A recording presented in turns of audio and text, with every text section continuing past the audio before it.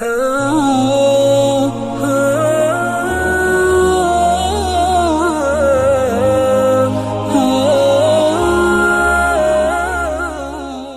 کے نیچے سبسکرائب کے بٹن پہ کلک کریں، بیل کے آئیکن پہ کلک کیجئے تاکہ ہر نئی ویڈیو کی نوٹیفیکیشن آپ کو ملے۔ اعوذ باللہ من الشیطان الرجیم، بسم اللہ الرحمن الرحیم۔ وما کان الناس الا امۃ واحدۃ فاختلفوا ولولا کلمۃ سبقت من ربک لقضی بینہم فیما فیہ یختلفون۔ صدق اللہ العظیم۔ عزیز طلبہ اور طالبات اور دنیا بھر کے ناظرین و حاضرین، جیسے کہ آپ جانتے ہیں کہ سورۃ یونس کا بیان چل رہا تھا، آج ہم گفتگو کریں گے سورۃ یونس کی آیت نمبر 19 سے۔ آیت نمبر 18 کے آخر میں فرمایا تھا سبحانہ و تعالی عما یشرکون، کہ اللہ تبارک و تعالیٰ کی ذات پاک ہے، گویا کہ ہر طرح کی کمزوری سے، نقص سے اور عیب سے پاک ہے، و تعالی عما یشرکون، اور ان کے شرک سے بہت بلند ہے۔ اب سوال یہ ہوا کہ جب شرک سے بلند ہے اور اللہ تبارک و تعالیٰ کے ساتھ شریک ٹھہرایا جا نہیں سکتا، تو پھر یہ کیا بات ہوئی کہ اس انسانوں کے اندر جو ہے شرک جو ہے داخل ہوا؟ اس کا جواب اللہ تبارک و تعالیٰ دے رہے ہیں کہ وما کان الناس الا امۃ واحدہ، کہ انسان جو ہے وہ امت واحدہ تھے، ایک ہی مذہب اور مسلک کے اوپر قائم تھے، فاختلفوا، پھر انہوں نے اختلاف کر لیا۔ ہوا یہ کہ حضرت آدم علیہ السلام سے لے کے حضرت جو ہے وہ نوح علیہ السلام تک پوری انسانیت ایک ہی مذہب پر قائم تھی، ایک ہی جو مسلک کے اوپر قائم تھی، یعنی توحید ان کا مذہب تھا، شرک کی کوئی گنجائش نہیں تھی۔ تو گویا کہ حضرت نوح علیہ السلام کے آنے کے بعد اب یہ جو ہے وہ ان کی قوم کے اندر شرک پیدا ہوا، گویا کہ نوح علیہ السلام سے پہلے تک جو ہے وہ شرک کی کوئی گنجائش نہیں تھی۔ ہوا یہ کہ حضرت ادریس علیہ السلام وہ اور ان کے 4 بیٹے یہ بڑے نیک اور پارسا تھے۔ خود حضرت ادریس علیہ السلام جو ہے یہ ان کا بہت عبادت میں بلند مقام تھا، یہاں تک کہ آسمان کے فرشتے بھی جو رش کرتے تھے کہ اے اللہ تیرا یہ بندہ ادریس اتنی عبادت کرتا ہے، اتنی عبادت کرتا ہے، اتنی عبادت پوری انسانیت کی آسمانوں پر نہیں پہنچتی جتنی اکیلے ادریس کی پہنچتی ہے۔ تو پھر وہ ایک طویل قصہ ہے کہ کس طریقے سے ایک فرشتے نے دوستی کی، کیسے وہ آسمانوں پر گئے، کیسے جنتوں میں داخل ہوئے، پھر وہیں رہ گئے، تو وہ ایک الگ قصہ ہے، تو وہ انشاءاللہ کسی وقت بیان کروں گا۔ لیکن یہاں پر یہ تو ادریس علیہ السلام کی یہ شان، پھر ان کے 4 بیٹے تھے، وہ بھی بڑے عبادت گزار نیک صالح۔ تو جب تک وہ زندہ رہے خوب جو ہے وہ توحید کا جو کہ فضا قوموں کے اندر رہی اور عبادت کا ایک جو ہے وہ نظارہ جو پوری قوم دیکھتی رہی۔ جب یہ پانچوں کے پانچوں دنیا سے رخصت ہو گئے تو ایک مرتبہ کیا دیکھا کہ قوم ساری افسردہ بیٹھی، غمزدہ بیٹھی۔ تو ابلیس جو ہے نا ایک بابے کی شکل میں بوڑھا بن کے، بڑا شیخ بن کے آ کے بیٹھ گیا اور کہنے لگا ابھی تم لوگ افسردہ کیوں بیٹھے ہو؟ کہا کہ بس وہ ہمارے جو وہ 5 جو بزرگ تھے نا وہ ہمیں یاد آتے ہیں، ان کی نیکی، ان کا تقوی، آج وہ ہم میں نہیں ہیں تو ہم بڑے اداس رہنے لگے ہیں۔ تو ابلیس نے کہا کہ نہیں، اس میں پریشانی کی کیا بات ہے، صدمہ کی ہے، دکھ کی بات تو ہے کہ ان کے بغیر جو ہے اداسی چھائی ہوئی ہے، لیکن اس کا ایک حل ہے، طریقہ ہے۔ کیا طریقہ ہے؟ اس کا طریقہ ہے کہ ان کی تصویریں بنا کے وہ تم لوگ اپنے گھروں میں لگا لو، بس وہ تصویریں جب تمہارے درمیان میں رہیں گی تو ایسے لگے گا جیسے وہ خود موجود ہیں۔ تصویریں بنوائیں اور پھر اس سے مجسمے بنوا دیے کہ یہ مجسمے بن کے بس یہ اپنے پاس رکھو، تو بس یہ ہے کہ تمہیں تسلی رہے گی کہ ہمارے درمیان میں ہیں، تو ان کو دیکھ لیا کرو، تصویر لگی ہوئی دیوار پہ، ہاں جی بھی ہمارے ساتھ ہیں۔ اور وہ 5 جو ہے وہ جن کا ذکر دوسرے مقام پہ اللہ تبارک و تعالی نے کیا ہے، اس میں ایک تو ود ان کا نام ہے، ودوں ولا سوا ودن، ود سے مراد حضرت ادریس علیہ السلام۔ چنانچہ علامہ ابن حجر عسقلانی رحمہ اللہ تعالیٰ فرماتے ہیں کہ ود جو ہے حضرت ادریس علیہ السلام کا لقب تھا، اور دوسرا سوا جو ہے یہ ان کے بیٹے تھے، اور اسی طریقے سے یغوث ان کے بیٹے تھے، اور وہ یعوق ان کے بیٹے تھے، اور نصر ان کے بیٹے تھے۔ تو گویا کہ یہ 5 نام جو دوسرے مقام پہ اللہ تبارک و تعالیٰ نے ذکر فرمائے ہیں، یہ وہ 5 تھے، ان کی تصویریں بنوا کے مجسم بنوا کے اسے رکھوا دیے۔ اب وہ قوم بڑی خوش، ان کی پوجا پاٹ کی بات اس نے نہیں کی کیونکہ اس کو پتا تھا یہ تو بڑے توحید میں پختہ ہے اور دین میں بڑے پختہ عبادت جو ہے خالص اللہ کی کرتے ہیں۔ ابھی اس نے یہ چوٹ نہیں ماری، ابھی ان کو یہ تصویریں اور یہ مجسمے دے دیے، اب ان کے درمیان میں تصویریں تو قوم خوش ہوتی کہ چلو ہمارے درمیان ہے۔ یہ پوری ایک نسل گزر گئی، جب گزر گئی اگلی جب نسل آئی ان کو جو اس ابلیس نے یہ سبق پٹی پڑھائی، کہا کہ یہ بزرگ ہیں جن کی تصویر مجسمے تم دیکھ رہے ہو، یہ تمہارے جو بڑے تھے ان کی پوجا پاٹ کرتے تھے،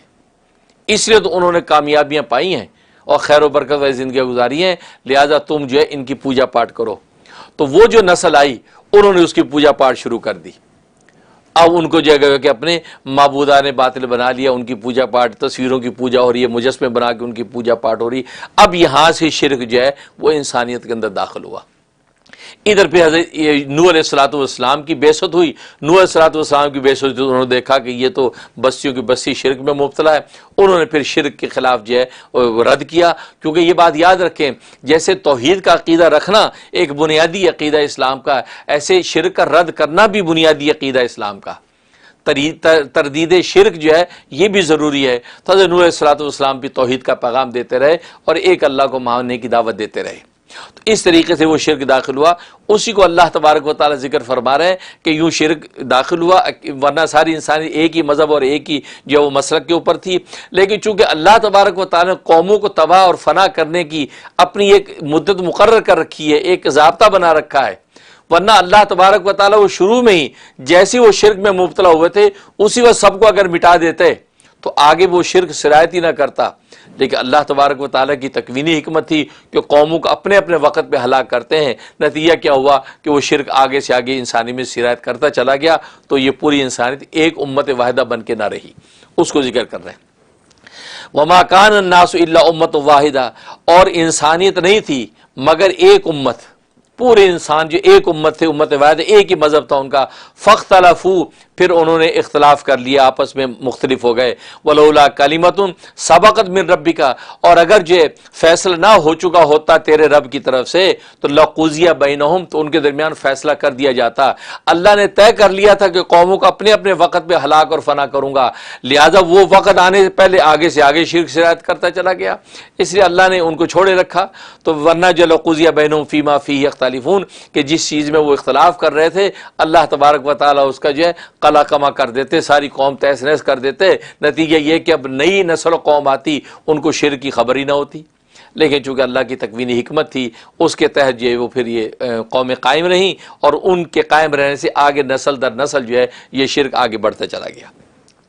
وَيَقُولُونَ لَوْلَا أُنزِلَ عَلَيْهِ آیَةٌ مِّن رَبِّهِ، یہ مشرکین مکہ جو ہے سرکار دو عالم صلی اللہ علیہ وسلم سے کہا کرتے تھے کہ کوئی نشانی آپ کی طرف سے آئے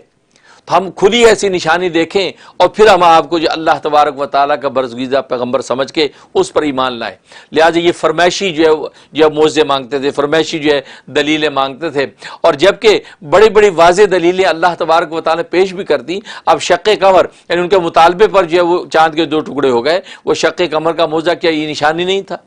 تو وہ کھلم کھلا انہوں نے دیکھا۔ اور کتنے ایسے مواقع آئے کہ نبی کریم صلی اللہ علیہ وسلم کی واضح جو معجزات ان کے سامنے آتے تھے، اور سب سے بڑھ کر تو خود قرآن کریم یہ ایک ایسا معجزہ تھا، ایسی نشانی تھی جس کا جواب بڑے بڑے جو ہے وہ جو فصحاء اور بلغاء اور شعراء کے پاس نہیں تھا۔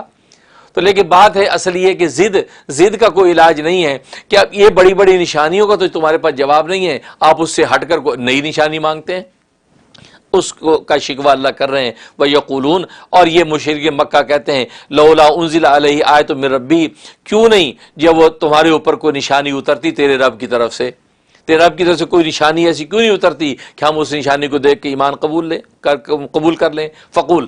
اب اللہ نے جواب کہلوایا نبی سے، فقول، اے پیغمبر آپ ان کو کہہ دیجئے انما الغیب للہ، غیب کی خبر جو اللہ کو ہے، اللہ کو غیب کی خبر ہے۔ اللہ تبارک و تعالیٰ کب کون سی نشانی نازل کرتے ہیں میری حقانیت و صداقت پر یہ اللہ جانتا ہے، مجھے اس کی خبر نہیں ہے۔ اب جیسے صفا مروہ تم نے کہا سونے کی چٹان بن جائے، تم نے کہا جی وہ چاند کے دو ٹکڑے ہو جائیں، اب یہ اللہ کے ہاتھ میں ہے، میرا کام تو دعا کرنا ہے اور تمہارا مطالبہ اللہ تک پہنچ جاتا ہے۔ اب اللہ جانتا ہے غیب کے پردے کی باتیں کہ اللہ کب وہ نشانی اتارتے ہیں، کب اس دلیل کو ظاہر کرتے ہیں۔ فانتظروا، پس تم بھی منتظر ہو، میں بھی انتظار کرتا ہوں۔ وَإِنِّي مَعَكُم مِّنَ الْمُنتَظِرِينَ، میں بھی انتظار کرتا ہوں کہ غیب کا فیصلہ اللہ کب ظاہر کریں گے، کب کون سی نشانی اتارتے ہیں، تو ہم دونوں جو ہے وہ اللہ تبارک و تعالیٰ کے اس گویا کے فیصلے کا انتظار کرتے ہیں۔ یہ جواب دیا ان کو۔ اس کے بعد اللہ تبارک و تعالیٰ نے ان کا ایک اور جو ہے جب وہ مکر ذکر کیا، وہ فرمایا کہ وَإِذَا أَذَقْنَا النَّاسَ رَحْمَةً، کہ اللہ تبارک و تعالیٰ یہ شکوہ کر رہے ہیں کہ ان کو جو ہے کوئی خوشی کی بات پہنچتی ہے، کوئی اللہ ان پر اپنی خصوصی رحمت کرتا ہے، عافیت کرتا ہے، تو یہ کیا کرتے ہیں، بجائے اس کے کہ اس کو دیکھ کر مان جائیں، ماننے کے بجائے اس کے اندر چالیں چلنے لگتے ہیں، او نہیں یہ تو اس وجہ سے ہوا، یہ تو اس وجہ سے ہوا، تو اس وجہ سے ہوا، یوں نہیں کہیں کہ یہ پیغمبر کی دعا سے ہوا۔ ایون کہ ان کی حالت یہ تھی کہ قحط بھی اگر پڑ جاتا تھا تو یہ پھر نبی کریم صلی اللہ علیہ وسلم کے پاس آئے اور کہا کہ یعنی ابو سفیان جیسا سردار آیا کہ آپ دعا کر دیجئے، یہ قوم ساری کی ساری تمہاری جو ہے وہ قحط سے مر رہی ہے، آپ دعا کیجئے۔ سرکار دو عالم صلی اللہ علیہ وسلم نے دعا کی، نتیجہ یہ ہے کہ وہ ابر بارہ ہوا اور قحط سالی ختم ہوئی۔ اب اس اتنی کھلی نشانی کو دیکھ کر ایمان لاتے، بجائے اس کے کہ کہنے لگے نہیں بارش تو ہونی تھی، وہ فضائی ایسی تھی، وہ موسم ہونا ہی تھا، یہ گرمی میں ایسے حالات ہو جاتے ہیں۔ اب یہ اس طرح کے مکر جو دو نمبریاں کرتے ہیں، اللہ تبارک و تعالیٰ اس کی شکایت کر رہے ہیں۔ وَإِذَا أَذَقْنَا النَّاسَ رَحْمَةً، اور جب ہم چکھاتے ہیں انسانوں کو اپنی جو رحمت کا مزہ چکھاتے ہیں، من بعد ذرہ، بعد اس تکلیف کے کہ مستہم، جو ان کو پہنچ چکی ہو، جو تکلیف ان کو پہنچی، اس کے بعد جب ان کو جو ہے آرام اور راحت کا مزہ چکھاتے ہیں، تو اذا لہم مکر فی آیاتنا، تو ہماری نشانیوں میں چالیں چلنے لگتے ہیں۔ اور کہا جی کوئی نشانی نہیں ہے، یہ تو ہونا ہی تھا، یہ تو ہونا ہی تھا، یہ ان کی دعا سے ٹھیک نہیں ہوا، وہ تو ہم نے دوائی کھائی تھی اس سے ٹھیک ہو گئے، ان کی دعا سے کچھ نہیں ہوا، وہ جو فلاں ہم نے کیا اس سے ہوا۔ تو گویا کہ یہ اس میں چالیں چلنے لگتے ہیں۔ قل، اے پیغمبر آپ ان کو کہہ دیجئے، اللہ اسرع مکرا، اللہ تبارک و تعالیٰ بہترین تدبیریں کرنے والا ہے، اللہ سے زیادہ تیز رفتار تدبیر تم نہیں کر سکتے۔ ان رسولنا یکتبون ما تمکرون، بے شک ہمارے رسول سے مراد ملائکہ ہے، یعنی ہمارے فرشتے جو ہے لکھ لیتے ہیں جو ہے وہ تم مکر کرتے ہو، تمہاری چالیں اور مکر سب کے سب لکھے جا رہے ہیں، اور کل روز قیامت میں گویا کہ تمہیں اس کا جواب دینا ہوگا۔ اس حقیقت کو واضح کر دیا۔ اس کے بعد جو ہے وہ هو الذی یسیرکم فی البر والبحر کہہ کے یہ دلیل عقلی پیش کر رہے ہیں۔ اللہ تبارک و تعالی دلیل عقلی پیش کر کے جو ہے صداقت قرآن کو ثابت فرما رہے ہیں۔ فرمایا هو الذی یسیرکم فی البر والبحر، اللہ وہی ذات ہے کہ جو چلاتا ہے تمہیں جو ہے خشکی میں بھی اور جو دریاؤں میں بھی، خشکی اور سمندروں میں جو تم چلتے پھرتے ہو، کون چلا رہا ہے؟ یہ اللہ تبارک و تعالیٰ چلاتے ہیں۔ حتی اذا کنتم فی الفلک، یہاں تک کہ جب تم ہوتے ہو کشتیوں میں جب تم ہوتے ہو، وَجَرَيْنَا بِهِمْ بِرِيحٍ طَيِّبَةٍ، اور جو ہے وہ لے کے چلتی ہیں تمہیں بِرِيحٍ طَيِّبَةٍ، جو عمدہ ہوا کے ساتھ، نرم ہوا کے ساتھ، وَفَرِحُوا بِهَا، اور جب تم خوش ہوتے ہو عمدہ ہوا، بِرِيحٍ دو لفظ استعمال ہو، بِرِيحٍ طَيِّبَہ اور ریحٌ عاصف۔ ریحٌ طیبہ کہتے ہیں موافق ہوا، آپ کے بحری جہاز اور جو ہے آپ کی کشتی کے موافق جو ہوا ہے اس کے ریح طیبہ کہتے ہیں، ریح طیبہ کہتے ہیں۔ تو ریح طیبہ جب چلتی ہے تو تمہاری کشتی روانی سے چل رہی ہے، تمہاری بحری جہاز روانی سے چل رہے ہیں، تم بڑے خوش ہوتے ہو، فضا کا نظارہ لیتے ہو۔ اور اس کے بعد ریح عاصف کا لفظ استعمال ہوا، ریح عاصف کہتے ہیں مخالف ہوا، تمہاری کشتی اور بحری جہاز کے مخالف ہوا چلتی ہے، تو ظاہر اس وقت وہ تیز ہوا جو چل رہی ہے تو کیا عالم ہوتا ہے، غرق ہونے کا اندیشہ، طغیانی آ گئی، موجیں ٹکراتی ہیں تو ایک خوف طاری ہو جاتا ہے، موت کے احوال نظر آنے لگتے ہیں۔ تو یہ فرما رہے ہیں کہ یہاں تک کہ تم اپنی کشتیوں میں ہو اور جو ہے وہ موافق ہوا جو ہے تمہاری کشتیوں کو جہازوں کو لے کے چلتی ہے، وَفَرِحُوا بِهَا، اور تم بڑے خوش ہوتے ہو اس سے، تو کیا ہوتا ہے، جاءتھا ریح عاصف، اچانک تیز تند مخالف ہوا آتی ہے، وَجَاءَهُمُ الْمَوْجُ مِنْ كُلِّ مَكَانٍ، اور بڑی بڑی موجیں ہر طرف سے تھپیڑے موجوں کے آنے لگتے ہیں تمہارے کشتی پہ یا تمہارے بحری جہاز پہ۔ وَظَنُّوا أَنَّهُمْ أُحِيطَ بِهِمْ، اور ان کو گمان ہو جاتا ہے لوگوں کو کہ بھئی ہم جو ہے وہ پکڑے گئے، ہم گھیر لیے گئے، مطلب ان موجوں میں جب گر گئے اب توقع نہیں کہ ہم بچ پائیں گے۔ اور یہ زن کا لفظ استعمال کیا، لیکن زن سے مراد یقین ہے، کیونکہ زن کا ایک معنی گمان آتا ہے، زن کا ایک معنی یقین آتا ہے، یہاں پر زن سے مراد یقین، ان کو یقین ہو جاتا ہے کہ بس ہم گھیر لیے گئے ہیں، اب ان موجوں سے بچنے والے نہیں ہیں، موت ہمارے سامنے ناچ رہی ہے۔ اس وقت کیا کرتے ہیں، دعوا اللہ مخلصین اللہ الدین، اس وقت یہ پکارتے ہیں اللہ تبارک و تعالیٰ کو خالص ہو کر، خالص اللہ تبارک و تعالیٰ کے ہو کر اللہ کو پکارتے ہیں۔ یعنی اس وقت جو ہے وہ نہیں پکارتے وہ اپنے معبودوں کو، اپنے یہ لات منات عزا کو، اس وقت اللہ کو پکارتے ہیں، اور کیا کہتے ہیں، لئن انجیتنا من ہذی، اے اللہ اگر اس مصیبت سے آپ ہمیں نجات اگر دے دیں تو اللہ نکونن من الشاکرین، تو ہم ضرور بضرور تیرے شکر گزار بندے بن جائیں گے، یعنی تجھے مان لیں گے، یعنی توحید کے عقیدے پر قائم ہو جائیں گے، یہ کرنے لگتے ہیں۔ لیکن ہوتا کیا ہے، فلما انجاہم، جب اللہ تبارک و تعالیٰ ان کو نجات دے دیتے ہیں، اس مصیبت سے نکال دیتے ہیں، اذا ہم یبغون فی الارض بغیر حق، تو پھر کیا کرتے ہیں، تو وہ اچانک سرکشی کرنے لگتے ہیں زمین میں ناحق۔ ناحق بغیر حق کا مطلب یہ ہے کہ گویا کہ خود ان کے ضمیر میں بھی اور ان کے جو ہے گویا کہ معیار کے اعتبار سے بھی وہ جو ہے ایک ناجائز رویہ ہوتا ہے، ان کا ضمیر مانتا نہیں ہے لیکن وہ ظاہری طور پہ دکھانے کو وہ اختیار کرتے ہیں اور اللہ تبارک و تعالیٰ کی سرکشی میں مبتلا ہو جاتے ہیں۔ ہوا یہ کہ جب فتح مکہ ہوا تو ظاہر ہے کہ اس مشرکین مکہ میں جو بڑے بڑے سردار تھے جنہوں نے اسلام کے خلاف یا پیغمبر اسلام کے خلاف جو ہے بڑا جو ہے فساد اپنے وقت میں کر رکھا تھا، اب وہ بڑے بڑے جو ہے سردار جو ہے بڑے بڑے مجرم بھی اور روپوش ہو گئے، جس میں واشی ابن حرب بھی تھے جو بعد میں مسلمان ہوئے، جو حضرت حمزہ رضی اللہ تعالیٰ عنہ کو جنہوں نے شہید کیا تھا، تو وہ واشی ابن حرب، ان کو پتہ تھا کہ بھی رسول اللہ صلی اللہ علیہ وسلم نے مکہ فتح کر لیا ہے، اب ہمیں معاف کرنے والے نہیں، ہم قتل ہوں گے، وہ بھی وہاں سے غائب روپوش ہو گئے، طائف کی طرف بھاگ گئے۔ اور حزار ابن اسود یہ بڑا ظالم تھا، اس نے جو ہے حضرت زینب سرکار دو عالم صلی اللہ علیہ وسلم کی صاحبزادی، وہ ایک مرتبہ اونٹ پہ جا رہی تھی تو یہ جو ان کا سسر لگتا، رشتے میں سسر لگتا تھا، حقیقت میں سسر نہیں تھا، تو اس نے کہا کہ پوچھا کہاں جا رہی، وہ مرد عورتوں کے قافلے میں جا رہی تھی مدینہ طیبہ کی طرف، کہا کہ میں اپنے ابا جان کو ملنے جا رہی ہوں، تو کہنے لگا نہیں تمہیں جانے کی اجازت نہیں ہے، تم کیسے جا رہی ہو؟ کہا کہ میں نے اپنے شوہر ابو العاص سے پوچھا ہے، تم نے جو بات کرنی ہے ابو العاص سے بات کرو۔ انہوں نے کہا نہیں تمہیں اجازت نہیں، میں جو تم کہہ رہا ہوں۔ وہ اونٹ پہ بیٹھی تھی، ان کے پاؤں پکڑ کے یوں کھینچا، اسے ٹانگ کھینچی، یہاں تک کہ وہ اس کے اوپر اونٹ کے اوپر سے گری اور حمل سے تھی، نیچے گری تو حمل آپ کا ضائع ہو گیا اور آپ نے بڑی تکلیف اٹھائی۔ اب وہ ظالم کو پتا تھا کہ میں نے رسول اللہ صلی اللہ علیہ وسلم کی بیٹی کے ساتھ ایسا کیا ہے تو رسول اللہ صلی اللہ علیہ وسلم مجھے معاف نہیں کریں گے، لہذا وہ بھی روپوش ہو گیا۔ اسی طریقے سے ابو جہل کا بیٹا اکرمہ، وہ بھی اس وقت تک جو ہے مسلمان نہیں ہوئے تھے، اکرمہ جو ہے وہ ابو جہل کے بعد انہوں نے بھی کفر کے اندر خوب فساد پھیلایا تھا، ان کو بھی خطرہ تھا کہ بھی باپ کی ساری دشمنوں کا بدلہ مجھ سے لیا جائے گا اور میں خود بھی دین اسلام اور پیغمبر اسلام کی دشمنی کرتا ہوں۔ انہوں نے کیا کیا، وہ وہاں سے نکلے، سوچا میں حبشہ کی طرف چلا جاتا ہوں۔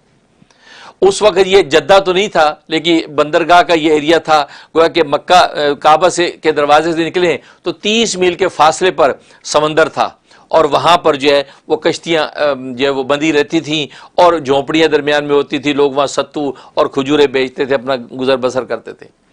یہ جو ہے اکرمہ جو ہے وہ ایک کشتی اس نے کرائے پہ لی اور کشتی پہ سوار ہو کے جو ہے یہ حبشہ جانے کے لیے روانہ ہوا۔ تقریباً 5 میل کے فاصلے تک کشتی دریا میں چلی، 5 میل تک چلی۔ ادھر یہ ہوا کہ رسول اللہ صلی اللہ علیہ وسلم نے جب مکہ فتح کر لیا تو آپ نے ہر ایک کا جرم ذکر کیا، تم نے یہ جرم کیا، تم نے یہ جرم کیا، تم نے ہر ایک کے سارے جرائم ذکر کیے۔ ذکر کرنے کے دوران سب کی حالت یہ تھی کہ بس اب بچنے والے نہیں ہیں، کیوں اتنے بڑے بڑے جرائم ہمارے رسول اللہ صلی اللہ علیہ وسلم کے علم میں ہیں۔ ہم تو سمجھتے ہیں، خود بھی بھول گئے رسول اللہ کے ساتھ زیادتیاں کر کے، لیکن رسول اللہ صلی اللہ علیہ وسلم نے سارے گنوا دیے۔ اب سب کو یقین ہو گیا کہ بچنے والے نہیں ہیں۔ اب ساری تقریر کرنے کے بعد آپ نے فرمایا لیکن لا تثریب علیکم اليوم، آج تم پر کوئی ملامت نہیں ہے۔ میں وہی بات کہتا ہوں جو یوسف نے اپنے بھائیوں سے کہی تھی کہ آج تم پر کوئی ملامت نہیں ہے، میں نے تم سب کو معاف کر دیا۔ اب یہ بات کہی تو مکہ کے اندر خوشی کا عالم، اب جناب وہ لوگ جو خوش ہو گئے، دائرہ اسلام میں بھی داخل ہونے لگے۔ اب یہ جو بڑے بڑے جو روپوش تھے، اب ان کے جو بھی رشتہ دار تھے عزیز و اقارب، وہ آ کے رسول اللہ صلی اللہ علیہ وسلم کے پاس پوچھتے ہیں، یہاں تک ابو سفیان کا پوتا رسول اللہ صلی اللہ علیہ وسلم کی خدمت پہ آیا، کہا کہ ابو سفیان کے لیے بھی پناہ ہے، آپ نے کہا اس کے لیے بھی پناہ ہے۔ اور حزار ابن اسود جسے رسول اللہ صلی اللہ علیہ وسلم کی بیٹی زینب کو تکلیف پہنچائی تھی، تو اس کا بھتیجا آ گیا، کہا کہ میرے چچا حزار ابن اسود کو پناہ ہے، کہا اس کو بھی پناہ ہے۔ اور اکرمہ کی جو اہلیہ وہ بھی آئیں، انہوں نے کہا جی کیا اکرمہ کے لیے بھی پناہ ہے؟ آپ فرمایا اس کے لیے بھی پناہ ہے۔ تو انہوں نے کہا کہ اے اللہ کے رسول وہ اس طرح مانے گا نہیں، یہ خود بھی اس وقت تک مسلمان نہیں تھی۔ کہا کہ ایسے وہ مانے گا نہیں، آپ اپنی کوئی نشانی دیں، میں وہ نشانی لے کے جاؤں تو اس کو یقین آ جائے کہ واقعی اس کے لیے پناہ ہے۔ آپ نے امامہ باندھا ہوا تھا بلیک کلر کا، کالے رنگ کا امامہ، امامۃ سودا، یہ امامہ پہن کے آپ فتح مکہ کے لیے داخل ہوئے تھے، آپ نے وہی امامہ اتار کے دے دیا کہ یہ میری پگڑی لے جا۔ وہ امامہ لے کر جو ہے وہ چلی۔ اب ان کو پتا تھا کہ وہ تو بندرگاہ سے گیا ہے، اور وہ بندرگاہ کے وہاں جب پہنچی ہیں وہ سمندر پہ تو وہاں کوئی بھی نہیں، کشتی ویسی جا چکی ہے، اب افسردہ کھڑی ہیں، تو کچھ دیر کے بعد دیکھا کہ وہ واپس آ رہی کشتی۔ وہ ہوا یہ کہ اندر جب 5 میل کے بعد طغیانی آئی، جب وہ طغیانی آئی اب وہاں سب وہ پکارے یا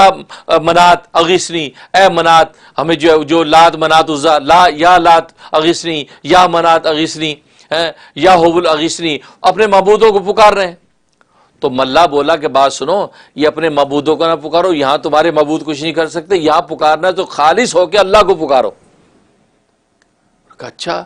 یہ اکرمہ نے یہ جب بات سنی سوچنے لگا کہ یار یہاں پر اس موقع پہ اگر ہمارے وہ معبود کام نہیں آتے ہیں اور کبھی فائدہ نہیں دیتے اور اللہ ہی ہماری سنتا ایسے موقع پہ، تو محمد صلی اللہ علیہ وسلم بھی تو یہی بات کہتے ہیں ہمیں کہ اس اللہ کو پکارو، یہ کسی کام کے نہیں ہے۔ کیونکہ اللہ نے کہا کہ مجھے زندگی گزر گئی، یہی میرا تجربہ ہے کہ اب جو آفت آ رہی ہے اس میں سوائے اللہ کے کوئی مدد نہیں کرے گا۔ اب جب انہوں نے سب نے اللہ کو پکارا تو طغیانی ہٹ گئی اور کشتی بالکل بحال ہو گئی۔ تو اس نے ملا سے کہا یار بات سنو، کشتی واپس لے چلو، اب جو ہے میں تو اس محمد کی دامن توحید میں جاتا ہوں، مجھے زندہ چھوڑیں یا قتل کر دیں، واپس چلو، مجھے نہیں جانا۔ اب وہ واپس آئی، جیسے بندرگاہ جو پہنچے ہیں تو آگے ان کی بیوی کھڑی ہے، وہ بڑے حیران ہوئے، وہ خود کہنے لگے کہ تم کیسے واپس آ گئے؟ میں تو سوچ رہی تھی 5-6 مہینے بعد اب تم آؤ گے، تم مجھے ابھی چند گھنٹے پہ آ گئے۔ کہا کہ ہمارے ساتھ یہ ہوا۔ انہوں نے کہا میں رسول اللہ صلی اللہ علیہ وسلم، کہتے تمہاری بغل میں کیا ہے؟ کہ رسول اللہ صلی اللہ علیہ وسلم کی جو ہے امامہ مبارک ہے اور میں نے تمہاری پناہ رسول اللہ سے لے لی۔ تو اس طرح وہ آپ کی خدمت میں لا کے جو ہے، جب وہ آپ کی خدمت میں آئے، اکرمہ آیا ہے تو لکھا کہ رسول اللہ صلی اللہ علیہ وسلم کھڑے ہو گئے، کھڑے ہو کے آپ نے استقبال کیا، فرمایا مرحبا مرحبا بالراکب المہاجر، مرحبا بالراکب المہاجر، کہ خوش آمدید ہو اس سوار کے لیے جو مہاجر بن کے آیا ہے، یعنی جو اب میری طرف ہجرت کر کے آیا ہے، اس کو گویا کہ مبارک ہو، کیونکہ ظاہر گیا تھا حبشہ کی طرف لیکن اب خالد رسول اللہ صلی اللہ علیہ وسلم کی طرف آیا ہے۔ اور حدیث میں فرمایا کہ جس نے اللہ کی طرف، اللہ کے رسول کی طرف ہجرت کی تو فرمایا کہ بس اس نے اللہ اور رسول کو پا لیا۔ تو آپ نے یہ کہا مرحبا بالراکب المہاجر، اے وہ سوار کہ جو مہاجر بن کے آیا رسول اللہ کی طرف، تو تیری ہجرت گویا کہ قبول ہے۔ آپ نے اس کو سینے سے لگایا، اس کے اسلام کا قبول کیا۔ تو اس کو ذکر کر رہے ہیں کہ یہ واقعہ جب ہوا ہے تو یہ حالات ہیں۔ اس نے فرمایا تھا، فرمایا کہ جب یہ ہوتے ہو تم جو کشتیوں میں، وجرینا بِرِیحٍ طیبہ، اور موافق ہوا لے کے چلتی ہے، خوش ہوتے ہو، اچانک جو ہے وہ تیز تند ہوا کے مخالف جو ہے وہ آ جاتی ہے، موجیں ہر طرف سے آتی ہیں، ظنوا انہم احیط بہم، ان کو گمان ہو جاتا ہے کہ ہم جو پکڑے گئے، دعوا اللہ مخلصین لہ الدین لئن انجیتنا من ہذہ لنکونن من الشاکرین فلما انجاہم اذا ہم یبغون فی الارض بغیر الحق۔ تو کہتے جب ان کو نجات مل جاتی ہے تو وہ جو زمین میں پھر ناحق فساد کرنے لگتے ہیں۔ تو کہ اس واقعے پر اشارہ کیا۔ اس کے بعد فرمایا یا ایھا الناس انما بغیکم علی انفسکم، کہ اے لوگو تمہاری سرکشی تمہاری گردن پر، تم ہی پر ہے تمہاری سرکشی کا نقصان تمہیں ہی ہوگا، ہمیں کوئی نقصان نہیں ہونے والا۔ متاع الحیات دنیا، اور یہ چند روزہ زندگی کے مزے ہیں جس کے اندر تم سرکشیاں کرتے ہو اور دنیا کے مزے اڑاتے ہو، یہ چند روزہ ہے، اصل میں آخرت کے اندر جو ہے تم لوٹ کے آؤ گے۔ ثم الینا مرجعکم، ہماری طرف تمہیں لوٹ کے آنا ہے، فننبئکم بما کنتم تعملون، پھر ہم تمہیں جو خبر دیں گے اس کی جو تم کرتے رہے ہو۔ تو پھر وہاں پر تمہارے کیے کہ جو ہے وہ جواب دہی ہوگی۔ اس کے بعد انما مثل حیات دنیا، کہہ کہ دنیا کی بے ثباتی بیان کر رہے ہیں کہ جس دنیا کی خاطر، جس کی لذتوں کی خاطر تم دنیا کے پیدا کرنے والے سے غافل ہوتے ہو، اس دنیا کی حقیقت یہ سن لو۔ انما مثل حیات دنیا، کہ دنیا کی زندگی کی مثال ایسے ہے کماء، جیسے پانی، انزل اللہ من السماء، ہم نے اتارا ہے اس کو پانی کو آسمان سے، فاختلط به نبات الارض، پھر جو زمین کی سبزی گنجان ہو کر اگنے لگی، سبزہ ہوگا، مما یاکل الناس والانعام، کہ جس کو انسان کھاتے ہیں اور مویشی کھاتے ہیں، حتی اذا اخذت الارض زخرفها، یہاں تک کہ جب زمین نے اپنی رونق کو پکڑ لیا، وزینت اور وہ جو ہے وہ خوشنما ہو گئی، وظن اہلھا اور تو یقین ہو گیا اس کے مالکوں کو انہم قادرون علیہا کہ بے شک وہ اس کو پورے قادر ہیں۔ اب یہ کھیتی بالکل زبردست ہو گئی، اب کھیتی کاٹیں گے اور منڈی کے اندر بیچیں گے، پیسہ بنائیں گے۔ لیکن کیا ہوتا ہے، اتاہا امرنا لیلا و نہارا، آ جاتا ہے ہمارا حکم، ہمارا عذاب آ جاتا ہے دن کو یا رات کو، فجعلنا حصیدن ہم کر دیتے اس کو کٹی ہوئی، اس کو بالکل کٹی ہوئی جو کھیتی کر دیتے ہیں، کچھ ہی نہیں رہتا، سب ملیا میٹ ہو جاتا ہے۔ کالم تغن بالامس، ایسا ہو جاتا ہے گویا کہ یہ کل تھی نہیں، ایسی ہو جاتی جیسے کل تھی نہیں۔ تو گویا کہ دیکھو یہ دنیا کی زندگی جس کو تم کتنی بڑی چیز سمجھتے ہو، بالکل اسی طریقے سے موت کا ہمارا امر آتا ہے، موت کا امر آتے ہی سارے مشغلے ختم۔ کہاں دنیا میں اچھلتا کودتا پھرتا تھا، جہاں موت کا اس کے اوپر حملہ ہوا ہے اس کے ایک دم سناٹا، اور قبر میں ڈال دیا یا جلا کے خاک کر دیا یا پانی میں بہا دیا، سارے اس کی جو ہے ہلڑ بازیاں شوخیاں چنچل ختم ہو گئے۔ یہ تو اتنی سی زندگی کی حالت ہے، جیسے یہ سبز کھیتی جو ہے وہ اتنی روشن ہو جاتی ہے، رونق والی ہو جاتی ہے، اور جو اس کے جو وہ کاشتکار سمجھتا ہے کہ آپ کاٹیں گے اور منڈی پیسے بنائیں گے، اسی وقت اللہ کے عذاب آتا ہے، ایسا پالا پڑتا ہے، ایسی جو اولے پڑتے ہیں، برف گرتی ہے، تباہ ہو جاتی ہے۔ یہی کہتے ہیں زندگی تمہاری دنیا کی ہے، اس کی کوئی حقیقت نہیں ہے۔ حقیقت یہ ہے کہ دنیا کے بنانے والے کے ساتھ تعلق رکھو۔ اس لیے فرمایا کہ یہ دنیا کی زندگی جس میں تم ناز کرتے ہو کاللم تغن بالامس، ایسے گویا کہ کل جو ہے وہ کچھ بھی نہیں تھا۔ وہ کہتے ہیں نا آج مرا کل دوسرا دن،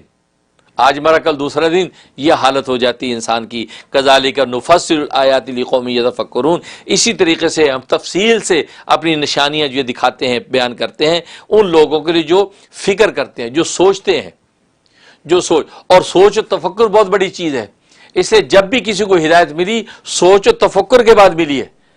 اب غیر مسلم کتنے بڑے بڑے جو ہے مسلمان ہوتے ہیں کہ جب بھی آپ ان کا جو ہے انٹرویو لیتے ہیں، ان سے پوچھتے ہیں آپ اسلام میں کیسے آئے، تو فوراً کہتے ہیں ہم نے یہ سوچا، ہم نے غور کیا، اس پہ فکر کی، ایک عرصے سے ہم نے دیکھا، تو اب اللہ نے ان کے لیے کھول دیا۔ تو سوچ اور فکر بڑی نعمت ہے، بالکل سوچ اور فکر جو ہے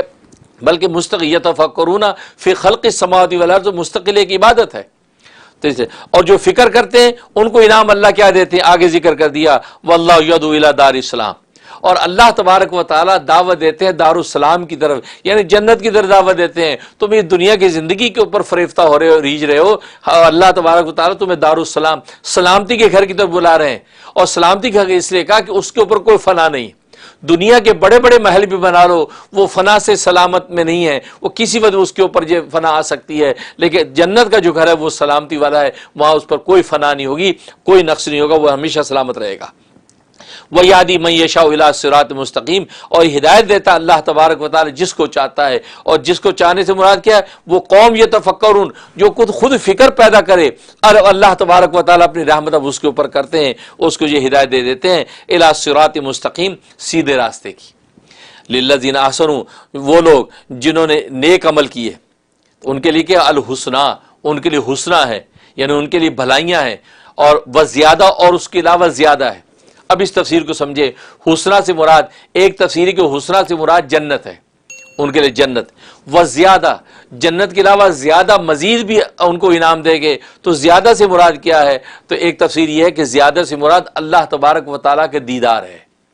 جنت بھی اہل جنت کو ملے گی، اور مزید دیدار بھی اللہ تبارک و تعالیٰ اپنا کروائیں گے، تو زیادت ان سے مراد دیدار، تو دیدار الہی ہے، تو گویا کہ اللہ تبارک و تعالی اہل جنت کو اپنا دیدار کروائیں گے۔ جب وہ دیدار کریں گے تو وہ ایسے ہو جائیں گے کہ مدہوش پڑے رہیں گے، کئی تو ایک ہفتہ مدہوش پڑے رہیں گے، کئیوں پر غنودگی طاری ہو جائے گی آپ کے حسن و جمال اور رانائی کو دیکھ کر، اور ایسی لذت محسوس کریں گے کہ جنت کی نعمتیں ہیچ ہو جائیں گی اس کے سامنے۔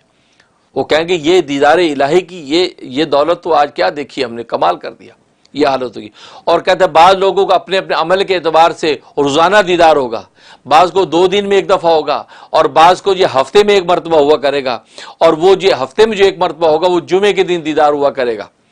گویا کہ ہم جو جمعہ المبارک کا جمعہ کا دن جو قرار دیتے ہیں وہاں وہ یوم مزید کے نام سے ہے، تو اس کے اندر جو ہے وہ زیادتن، اس کو یوم مزید کہتے ہیں، زیادہ والی دولت اس وقت اللہ تبارک و تعالیٰ دیا کریں گے،